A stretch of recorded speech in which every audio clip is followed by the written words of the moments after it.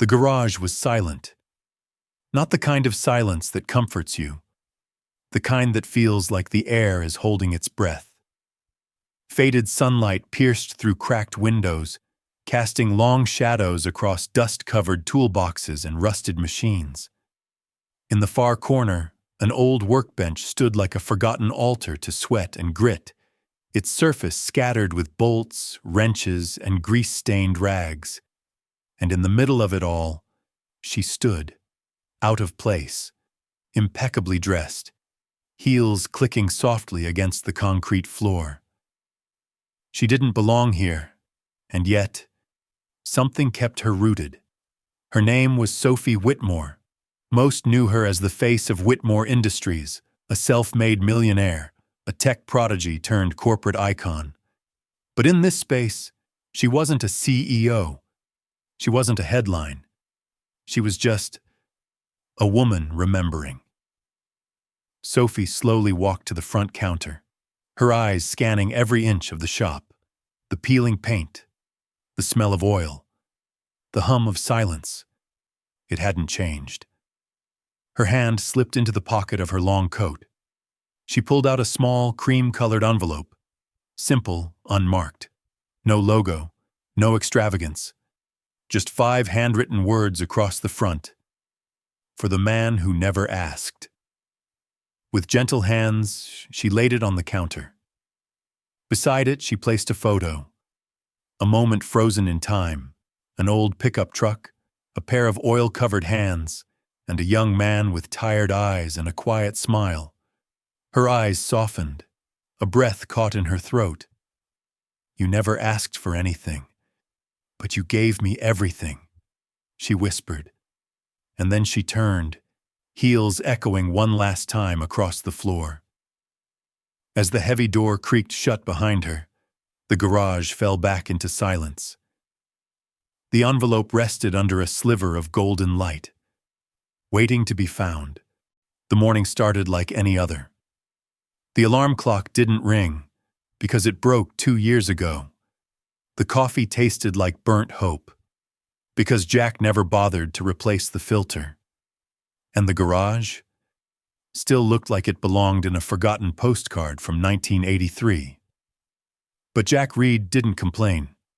He didn't have time to.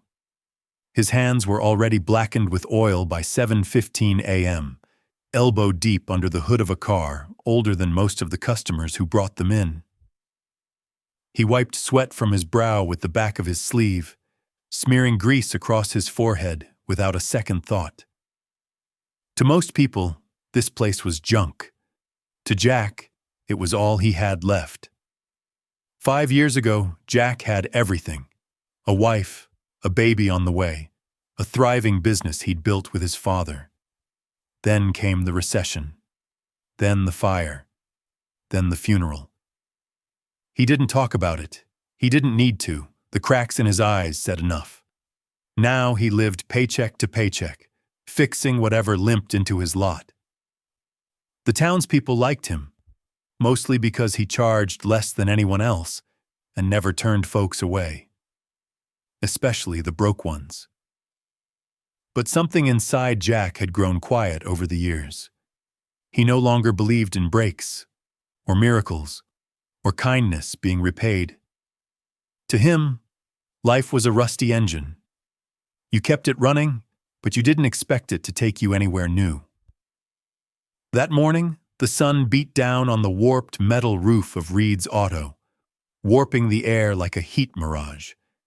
The fan inside the garage clunked unevenly, threatening to quit with every rotation.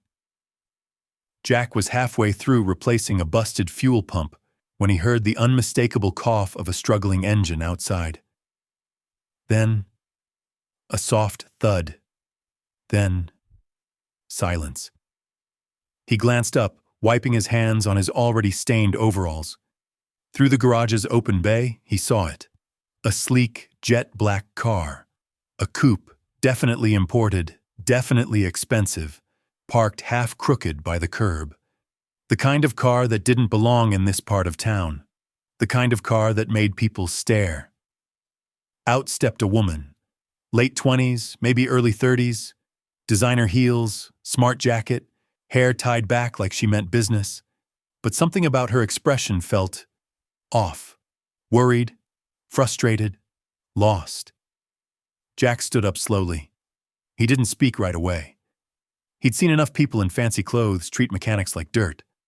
But then, she looked at him, her brow furrowed in concern. "Hi," she said, voice clipped but polite. "My car just stopped. Can you help?" Jack blinked. His first instinct? Ask what someone like her was doing here. But instead, he just said, "Pop the hood." She hesitated, then reached in and pulled the latch. Jack walked over, already grabbing a wrench. The engine hissed with heat. He leaned in and started diagnosing. Radiator, bone dry. A couple of loose connectors. Minor stuff, if you knew what you were doing. She didn't. "You're lucky you didn't blow the engine," he muttered. "Can you fix it?" she asked, glancing at her phone like she had somewhere better to be. "Sure, but it'll take a couple hours." She let out an audible sigh. "Fine, I'll wait." She stepped back, heels tapping impatiently on the pavement, and leaned against the garage wall. Jack said nothing else. He returned to the engine, his world shrinking back to bolts, wires, and the comforting click of metal meeting metal. She didn't talk. He didn't ask. But every few minutes, he caught her watching him, like she was studying him. Not in a flirty way, more like she was trying to understand something. 2 hours passed. The sun dipped lower in the sky. Finally, Jack stood up, wiping sweat and oil from his brow. "All done." She pushed off the wall and approached. "How much?" Jack gave her a modest number, far lower than what any dealership would have charged. She paused, then reached into her sleek handbag and pulled out a wad of crisp bills. She peeled off several hundreds, far more than what he asked for, and held it out to him. "Keep the change." Jack blinked. "That's too much." "Consider it a tip," she said curtly, already opening her door. "You sure?" "I'm sure." She paused just before sliding into the car. Her eyes lingered on him for a moment. Serious, unreadable. "Thank you." Then the engine roared to life, and in seconds, the coupe was gone, its tires leaving only faint tracks on the sun-baked pavement. Jack stared at the money in his hand. His first instinct was to feel suspicious. No one tips like that. Not in his world. But then, maybe she was just having a bad day. Maybe she was grateful. Maybe it was nothing. He shoved the money into the lockbox behind the counter, cracked open a root beer, and plopped down in the squeaky chair near the office. Another day. Another job. He didn't know it yet, but that encounter had just changed everything.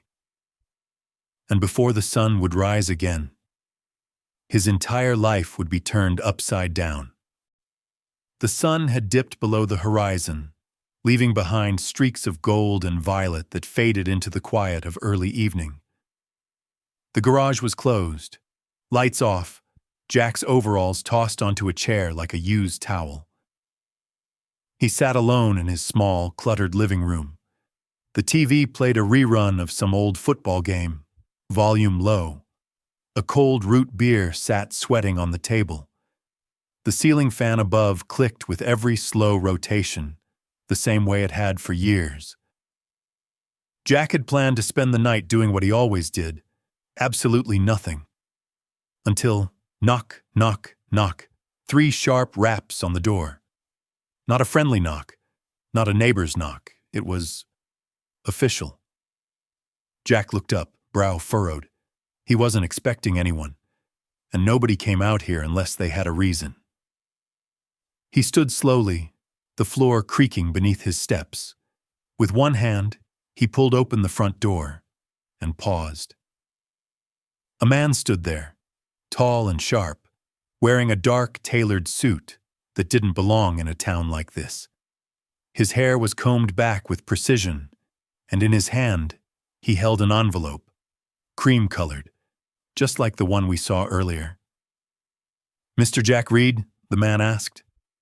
"Who's asking?" Jack replied warily. The stranger held out the envelope like it was made of glass. "I'm here on behalf of Miss Sophie Whitmore. She asked me to deliver this to you, personally." Jack blinked. The name didn't register, until it did. The woman from the garage. "Something wrong with her car?" Jack asked, instinct kicking in. "No, sir. The repair was excellent." "Then, what is this?" The man didn't answer. He simply stepped back, motioning toward the envelope again. "Miss Whitmore believes in rewarding acts of kindness, especially those done with no expectation in return." Jack took the envelope carefully, his calloused fingers feeling oddly rough against the fine paper. The suit nodded once, then turned to leave. But before he could, Jack asked, "What's the catch?" The man paused mid-step. "There is none." And just like that, he was gone. No car waiting outside, no footsteps down the path. Just silence. Jack stood there, the envelope in hand, as the cicadas buzzed in the background like nature holding its breath. Inside, he sat at the kitchen table, envelope still unopened. He stared at it for a full 5 minutes. Then finally, he tore it open. A letter fell out. Just one sentence. "Because people like you make this world better. S." And behind the note was a check. Jack stared at it, then stared harder, then rubbed his eyes. $100,000. His breath caught. His heart skipped. No way. He turned the check over, held it to the light, looked for some fine print, some condition, some joke. There was none. It was real. $100,000. For a long time, Jack didn't move. He just sat there, check in hand, chest rising and falling slowly. He could pay off every debt, fix up the shop, buy new tools, get his certifications back, maybe even dream a little. But something didn't sit right.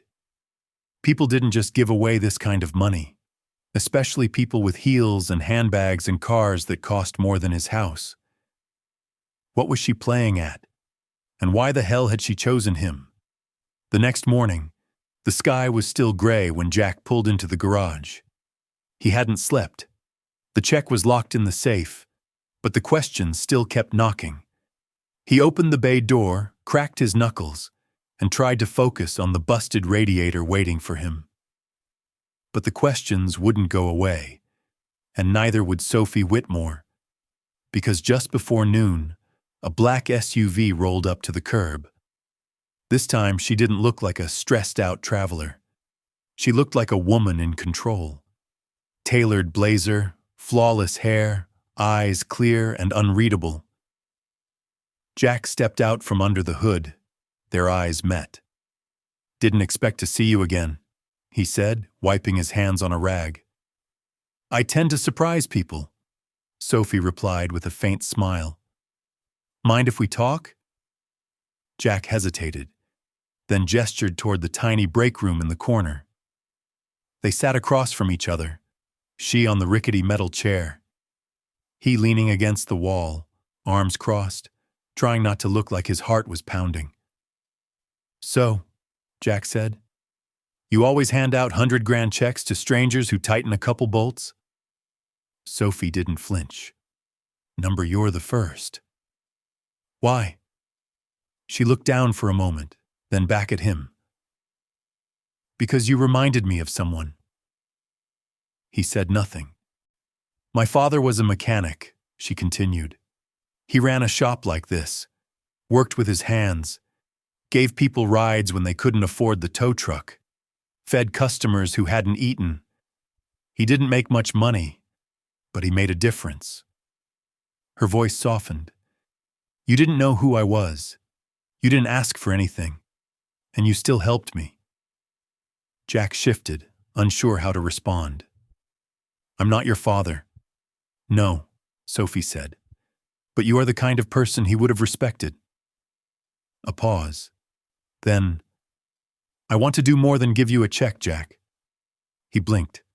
What does that mean? I want to invest. In you. In this shop. In this neighborhood.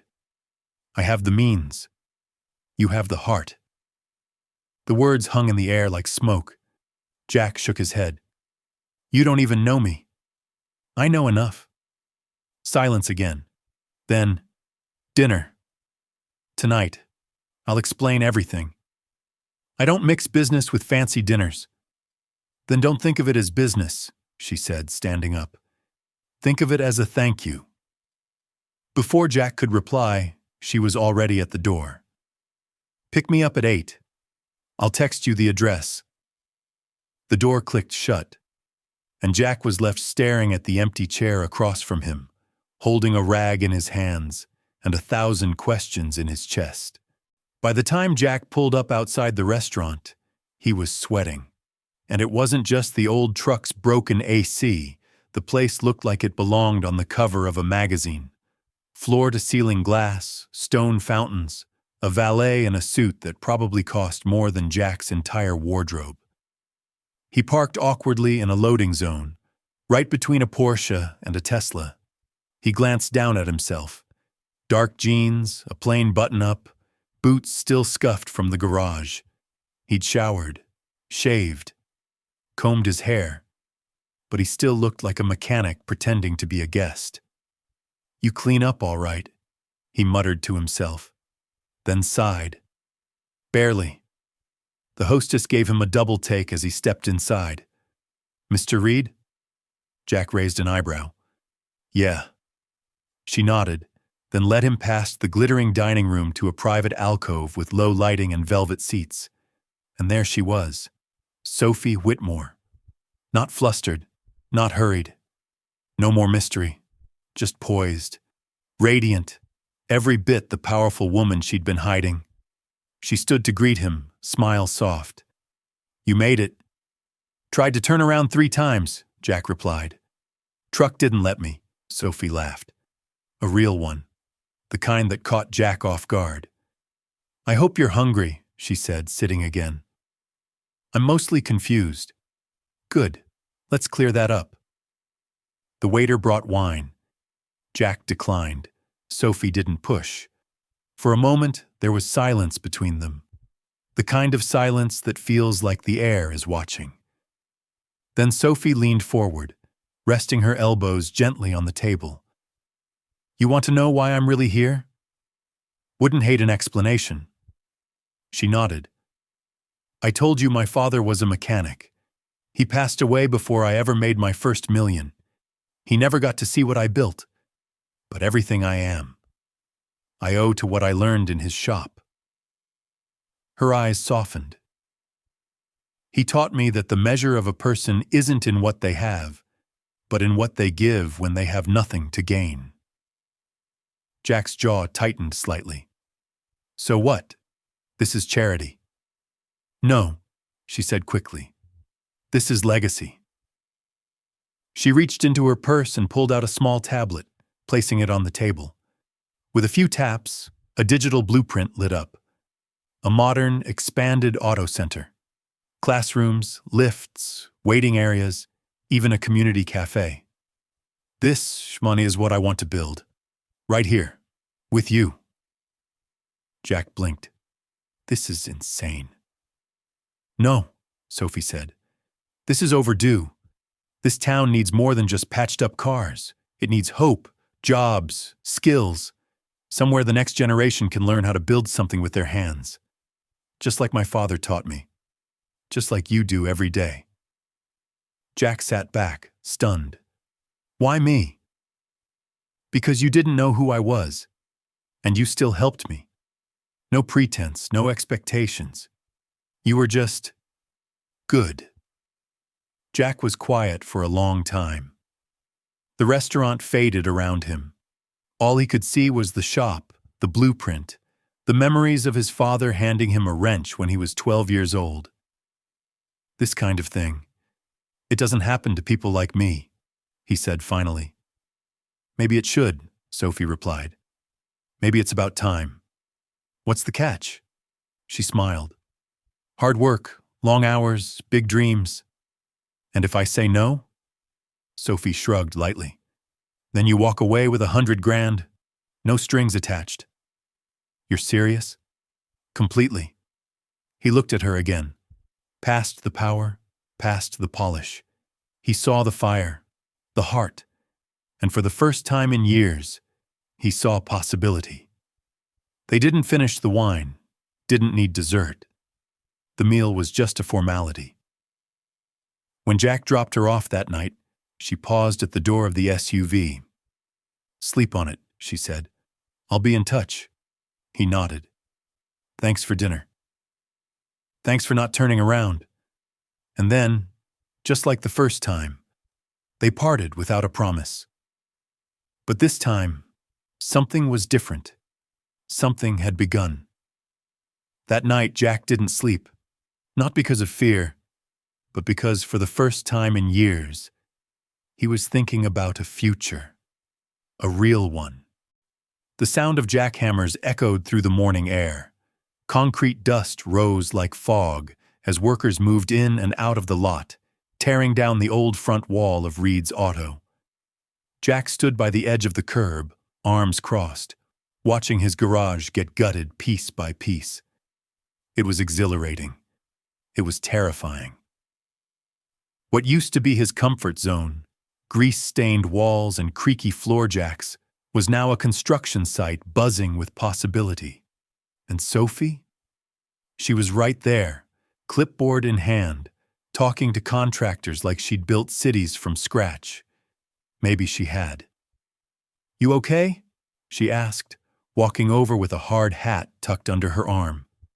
I feel like I'm watching them demolish my past, Jack replied. She gave a small nod.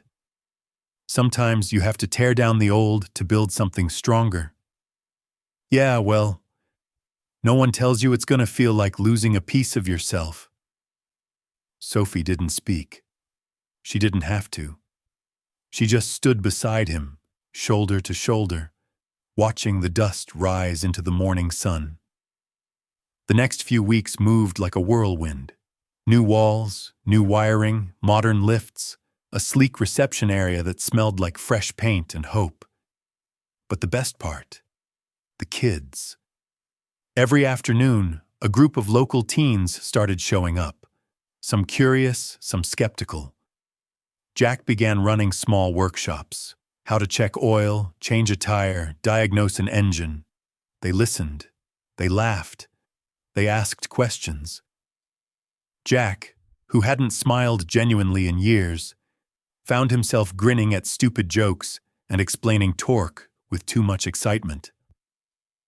He saw himself in them, grimy hands, tired eyes, and the hunger to know more. Sophie watched from a distance, often sitting on the steps with a coffee in hand, letting Jack take the lead. You're a natural, she said one day. They just don't know I'm winging it. They don't need perfect. They need real. But not everyone was happy. A week later, as Jack locked up the shop late one evening, a familiar voice cut through the air. Nice place you're building, Jack. He turned and froze. Kyle, old friend turned rival, owner of a rundown shop 2 blocks away. His face was twisted into a smirk, but his eyes were hard, bitter. Thought you said you'd never sell out. Didn't. Right. You just let some rich girl waltz in and put your name on her project. Jack stepped forward. I didn't ask for her help, but I'm not stupid enough to turn down a chance to change something around here. Change? Kyle scoffed. All you're doing is making the rest of us look bad. That's not my problem. It will be. With that, Kyle turned and disappeared into the dark. But the warning lingered. Jack exhaled slowly. He'd expected pushback. Just not from Kyle. A few days later, rumors began to spread. Jack's not doing this for the community. He's doing it for the money. She's using him to write off taxes. They're sleeping together. It got uglier. Old customers started canceling appointments. One of the teens stopped showing up. Another returned with bruised knuckles and wouldn't say why. Then, someone spray-painted across the construction fencing one night, "Traitor." Jack stared at the red letters the next morning, painted bold and crooked like a wound across his wall. Sophie arrived minutes later. When she saw it, her jaw clenched, but her voice was calm. "Want me to call someone?" "No," Jack said, grabbing a bucket of paint remover. "I'll handle it. You don't have to fight this alone." "I'm not. But I need to show them. This won't break me." That night, Jack sat alone in the half-built office. He looked around at the tools, the plans, the dusty blueprints pinned to the wall. The dream was real now, but so was the fight, and it was only just beginning. The ribbon cutting was only a week away. What once was a rundown garage was now almost unrecognizable. Gleaming floors, polished lifts, state-of-the-art diagnostic systems. Even the walls had been painted in deep navy blues and clean whites, with a bold new sign outside. Reed Tech and Auto, Community First. Flyers had gone out. The mayor was expected to attend. Parents from the neighborhood had RSVP'd. But behind the scenes, cracks were forming. Jack stood in the middle of the new training bay, watching a group of kids fine-tune an engine. Their laughter echoed through the space, real, raw, and full of pride. This wasn't just a shop anymore. It was a spark, a reason to believe. But outside those walls, the resentment was growing louder. That evening, as Jack stepped out to his truck, he saw it. A rock through the windshield. Glass everywhere. Shards glittering under the streetlights. A note taped to the hood. "Sell out." He didn't speak. Didn't call the cops. He just swept the glass off the seat, started the truck, and drove home in silence. The next day, a city inspector showed up unannounced. "Anonymous complaint," he said flatly. "Something about unlicensed work being done by minors?" Jack's stomach sank. The teens were only doing supervised training. Everything had been approved. But now the shop was flagged for review, and the reopening could be delayed indefinitely. Jack called Sophie immediately. "They're coming for us." "Then we push back," she said firmly. "We'll get lawyers, permits, PR. I've dealt with this kind of sabotage before." "They're not attacking you, Sophie," Jack said, his voice low. "They're attacking me." That night, Sophie came to his place. She wasn't wearing heels, no suit, just jeans, a sweater, and tired eyes. They sat on the porch steps, silent for a while. "This isn't just about your shop," she finally said. "It's about the kind of change that scares people." Jack didn't answer. He stared at the stars above them, then down at his hands, scarred, calloused, steady, but tired. "You ever regret it?" he asked. "Building all this?" "All the time," she said honestly. "But then I see a kid smile over fixing their first carburetor, and I remember why I started." He nodded. "They don't see the dream, just the threat. Then make them see it." But the next blow came harder. 3 nights before the grand reopening, someone torched the back lot. Old tires, scrap metal, training equipment, all in flames. The fire was contained before it reached the main building, but the damage was done. Black smoke curled into the sky like a warning. Jack stood behind the caution tape, fists clenched, as firefighters soaked the last of the flames. "This was no accident," one of them muttered. "Accelerants were used." Police arrived. Sophie arrived. But Jack? Jack just stared at the smoke, jaw tight, eyes burning, not from the fire but from fury. "They want me out," he said flatly. "Then we go public," Sophie said. "Let's tell the whole city. Let them see what's happening here." "It'll make it worse." "Maybe, but staying quiet won't stop them." The next day, Sophie did just that. She called in a favor from a local news station. A young, ambitious journalist came out with a camera crew. She interviewed Jack in the workshop, framed by the smoldering wreckage behind him. "Why keep going?" she asked. Jack looked straight into the lens. "Because if we let fear win, we lose everything worth fighting for." The clip went viral overnight. And just like that, the tide began to turn. People started showing up, not to fight, but to help. A nearby hardware store donated materials. A local diner delivered food for the kids. Even a few former skeptics dropped by with paintbrushes and quiet apologies. But one face didn't show up. Kyle. Until the final night. Jack was locking up when he heard the crunch of boots on gravel. He turned. Kyle stood there, arms crossed, flanked by two rough-looking guys. "Got your little charity circus all over the news," he sneered. "It's not a circus. It's a future. You think you're a hero now? With your TV interviews and your rich girlfriend?" "She's not my—" Jack started, but Kyle cut him off. "You betrayed us, Jack. You forgot where you came from." "I didn't forget," Jack said, stepping closer. "I just stopped letting it define what I could be." "This isn't over," Kyle growled, "not by a long shot." Jack watched them disappear into the night. His heart was still pounding, but something inside him had changed.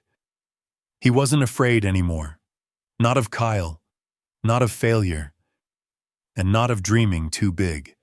The morning of the grand reopening arrived like a storm waiting to break. The clouds hung low.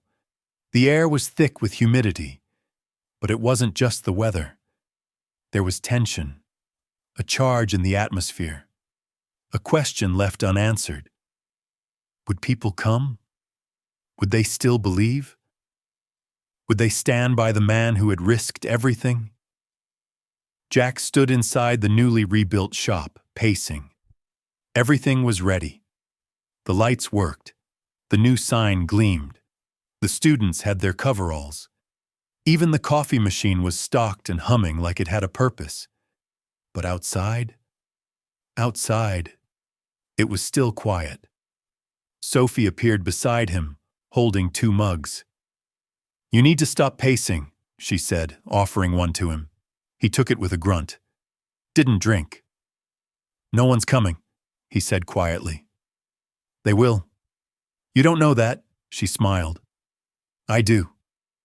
And then, like the scene in a movie, the first car pulled into the lot, then another, and another. Within 20 minutes, the lot was half full. A small crowd gathered by the makeshift stage, parents, kids, old customers, curious neighbors, even the mayor, flanked by a pair of local reporters. Sophie nudged Jack gently. "Told you." He stepped onto the stage. The microphone squeaked. He cleared his throat. Hi," he began, eyes scanning the crowd. "I'm not good with speeches." A chuckle rippled through the audience. "Most of you know me. Some of you knew my dad. We've been fixing engines here for 30 years. But what we're doing now, it's bigger than bolts and brakes." He gestured toward the students standing proudly in their new uniforms. "We're building futures, teaching skills, giving kids a place to learn and belong." He paused, emotion tugging at his throat. "A few weeks ago, someone called me a sellout, said I forgot where I came from. Truth is, I didn't forget. I just started believing we could do better." Applause broke out, small at first, then louder, more genuine. He smiled, just a little. "Thanks for believing in me, and if you didn't before, maybe you will now." The ribbon was cut. Cameras clicked. Cheers erupted, and Reed Tech and Auto was officially reborn. But the best part? It wasn't the media coverage or the mayor's handshake. It was what happened after. A line formed, dozens of locals signing up for free evening repair classes, parents enrolling their teens in hands-on trade programs. Even a few men from competing shops slipped in quietly to look around. None of them said a word, but Jack saw something in their eyes. Curiosity. Maybe even respect. Later that afternoon, Jack sat on the steps of the garage, watching as two kids argued playfully over who could change a tire faster. Sophie sat beside him. "You know," she said, "this is what I dreamed of when I first drew that blueprint." Jack nodded slowly. "It's real now. It's just the beginning." He looked over at her, at the woman who walked into his life with a broken car and a bigger heart than she let on. "Why me?" he asked, not for the first time. Sophie smiled, eyes still on the kids. "Because you never stopped showing up, even when the world gave you every reason not to." Just then, one of the students shouted, "Jack! You gotta come see this! We made the engine run!" Jack stood, grinning like a proud father. "Go," Sophie said. "This is your moment." He hesitated. "No," he said. "Ours." It had been 2 months since the grand reopening. The shop was thriving. The classrooms stayed full. The repair bays rarely went quiet. A few local garages even reached out to partner for internships. Reed Tech and Auto was no longer just a neighborhood garage. It had become a pillar. But something still lingered in the background. Unspoken. Kyle. He hadn't been seen since the night he warned Jack, "This isn't over." Most people thought he'd left town. Some said he'd been arrested. Others believed he was just biding time. Jack tried not to think about it. He had too much good to focus on. Too many reasons to move forward. Until one late afternoon, just as the sun dipped behind the trees, Jack heard the familiar rumble of an old engine pulling into the lot. A beat-up truck, dented fenders, and behind the wheel, Kyle, alone. He stepped out slowly, hands visible, posture almost sheepish. Jack was near the entrance, tightening a belt under the hood of a car. He didn't move, didn't speak. Kyle walked forward, stopping a few feet away. "It's running like crap," he said, nodding to the truck. "Didn't know where else to go." Jack wiped his hands, then looked up. "You've got guts, showing up here." "Yeah," Kyle muttered. "I guess I do." Silence. The air between them felt like it might snap. Then, Kyle did something Jack never expected. He reached into his back pocket and pulled out a folded envelope. "This isn't money. It's a list," Kyle said. "Names. 4 kids, from my side of town. They want to learn, but they're scared." Jack took the envelope slowly. "Why me?" Kyle's jaw tightened. "Because you didn't give up, and neither should they." He turned to leave, but paused at the door of his truck. "For what it's worth?" "I'm sorry, Jack, for all of it." Jack said nothing, just nodded once, and Kyle drove away. That night, Jack sat in the office alone, reading the names. He imagined their faces, imagined the fear, the doubt, the potential. And he smiled. The fight was never just about saving a garage.